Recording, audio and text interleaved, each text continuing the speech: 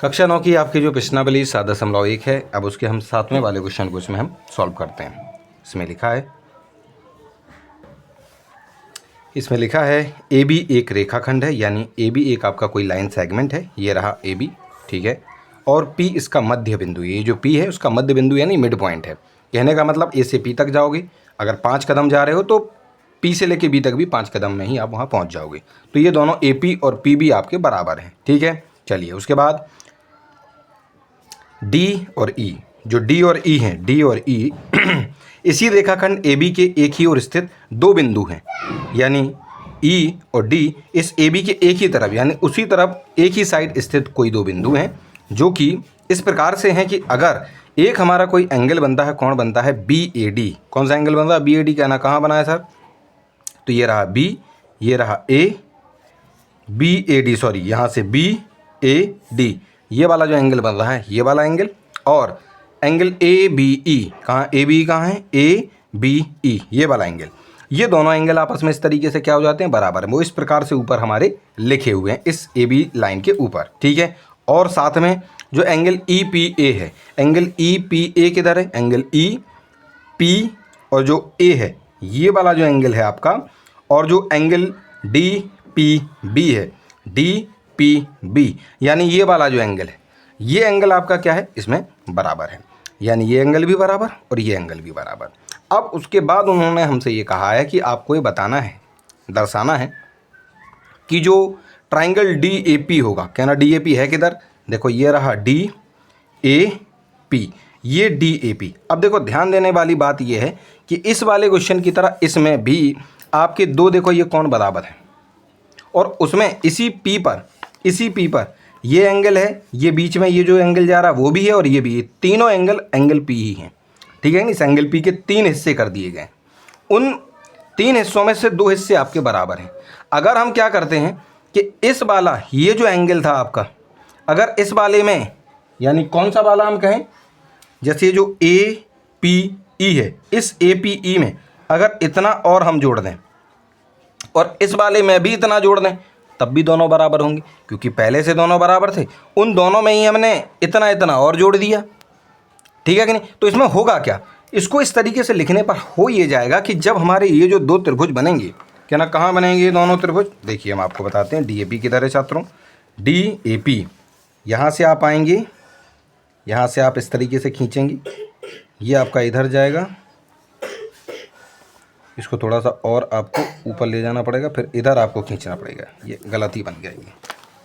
चलो पहले आप हमें खींचना है ये लाइन हम खींचेंगे, इधर से आपको ये खींचना है, फिर इधर से आप इसको खींचेंगे, तो इस तरीके से आपका बन जाएगा। यानी यहाँ है आपका डी, ये रहा आपका पी, ए रहा, और ये है आपका पी। यहाँ पर एक है और यहाँ पर 2 लाइनें हैं, ठीक। दूसरा वाला जो एंगल ट्राइंगल यानी त्रिभुज ई बी पी है, ई बी पी, तो ई बी पी आपका कैसे बना हुआ है, ये गया इधर की ओर, इधर से आपको ऐसे खींचना है,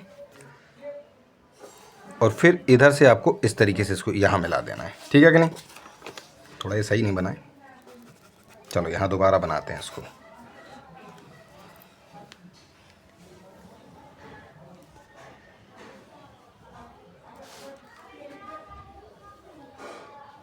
चलो तो यहाँ क्या है आपका E, यहाँ है आपका P और यहाँ है आपका B। अब देखिए इस वाले में यहाँ पर आपका एक एंगल, ठीक है कि नहीं।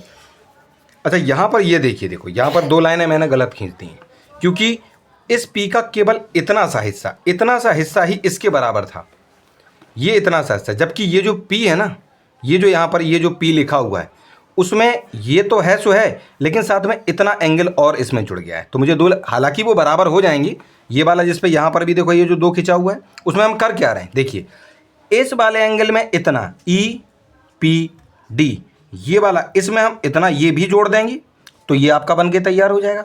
और जो इसके बराबर जो इस वाले त्रिभुज में ये जो पी वाला हिस्सा जो आ रहा था, उसमें भी हम इतना जोड़ देंगे, तो यहाँ पर ये दोनों हमारे क्या हो जाएंगे, लगभग क्या बराबर हो जाएंगे ये, ठीक है कि नहीं। चलो तो ये 2 चीज़ें हो गई। चलो अब हम करेंगे क्या इसमें कि इसको प्रूफ कैसे करना है उसको हम यहाँ पर देखते हैं। चलिए तो सबसे पहले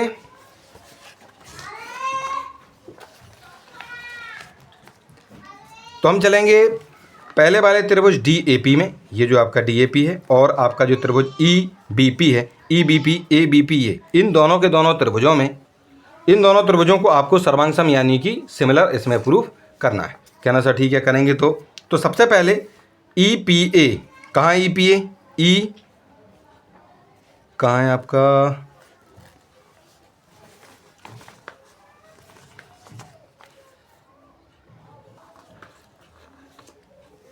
तो EPA हमें क्वेश्चन में दे रखा था, EPA ये वाला जो एंगल है, और जो DPB है, कहना कहाँ सा DPB, DP, और यहाँ आपका ये रहा B, DPB।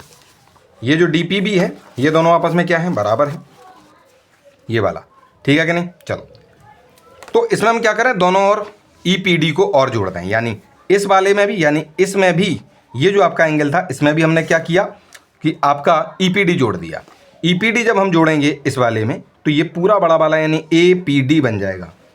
कहाँ है जी, देखो EPD यानी दोनों ओर जब हम जोड़ेंगे तो EPA कहाँ है आपका, EPA, इसमें EPD जोड़ेंगे आप, EPD जोड़ेंगे आप, ठीक है। और इधर वाला ये जो था, इस वाले में जो था आपका कौन सा था, DPB, DPB। इस DPB में भी हम क्या करेंगे, EPD को जोड़ देंगे, EPD ये वाला एंगल, ये वाला एंगल इसमें भी जोड़ देंगे, तो पूरा क्या बन जाएगा आपका, पूरा एंगल बन जाएगा BPE, यानी BPE ये पूरा बन जाएगा, जो कि यहाँ पर आपको इस वाले त्रिभुज में BPE दिया गया है, ठीक है कि नहीं। तो यहाँ पर दोनों के दोनों जो त्रिभुज हैं, त्रिभुज नहीं, दोनों के दोनों जो आपके कोण हैं, ट्राइंगल, दोनों के दोनों जो कोण हैं यानी कि एंगल जो हैं वो आपस में क्या हो जाएंगे, आपके बराबर हो जाएंगे। कौन कौन से, APD, कहाँ APD, APD ये वाला, और जो BPE है, BPE ये वाला, ये दोनों एंगल आपके इन दोनों ट्राइंगल्स में आपस में बराबर हो जाएंगे, ठीक है कि नहीं। क्योंकि देखिए शुरुआत में केवल हमें ये दो बराबर दिए गए थे। अब क्योंकि जब त्रिभुज हमारे दो अलग अलग हुए तो उसमें हुआ ये है कि केवल इन दोनों को बराबर नहीं बोलना है, उसमें इतना सा एंगल और बढ़ गया है, इसमें भी बढ़ चुका था और इसमें भी बढ़ चुका था, तो इसलिए हमने दोनों में ही EPD को जोड़ दिया है। और जब जोड़ा तो इतनी चीज़ हमारे समझ में आई जो कि हमारे इन त्रिभुजों में थी वास्तविकता में, ठीक है कि नहीं। क्योंकि यहाँ पर कहीं पर भी आपका APD नहीं है इसमें। देखो अगर APD को आप देखोगे वो बराबर नहीं दिया गया था आपके BPE के बराबर नहीं दिया गया था, बराबर केवल इन दोनों को दिया था। इस वजह से हमें इनको जोड़ना पड़ा ताकि जो वास्तविकता में हमारे इन दोनों त्रिभुजों के अंदर, दोनों ट्राइंगल्स के अंदर ये जो एंगल्स हैं वो आपस में बराबर हो सकें।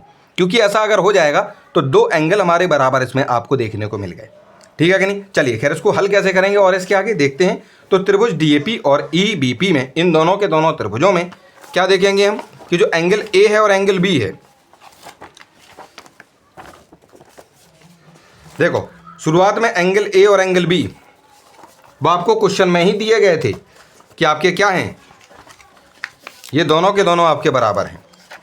ये हमने जब ये चित्र बनाया था तभी मैंने आपको समझा दिया था कैसे, और नहीं है तो आप यहाँ देख भी सकते हैं। इस क्वेश्चन में आपको दिया गया था कि BAD, कहाँ है BAD बताओ, BAD, तो आप एंगल A बोलोगे इसे, और साथ में जो ABE है, कहाँ ABE ये वाला, इसको एंगल A भी बोल सकते हैं छोटा नाम, और इसको एंगल B भी बोल सकते हैं हम छोटे नाम। तो ये दोनों आपस में इसके हिसाब से दोनों बराबर हैं, यानी यहाँ पर हमने A और B को बराबर लिख रखा है, ठीक है कि नहीं।